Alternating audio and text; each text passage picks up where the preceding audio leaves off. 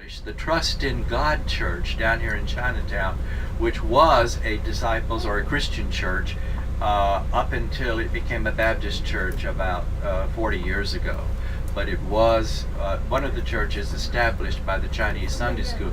The Chinese Sunday School, by the way, was an amazing kind of program. There were a number of Chinese Sunday schools, but I understand that the one that this church sponsored was one of the largest ones.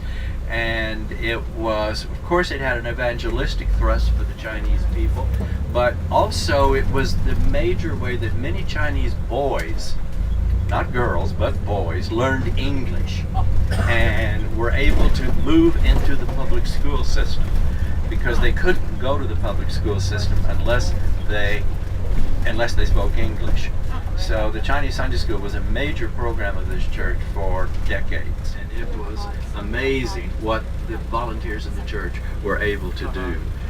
They built a gym, they had boxing lessons, they provided all kinds of activities for these boys, and later on girls were admitted, but at the beginning it was only for boys. There is a delightful little story about that that's in the history book that I've been working on for the past year. The boys would all wear I can't think of the name of it. Queues, like pigtails. But in this country they were frowned upon.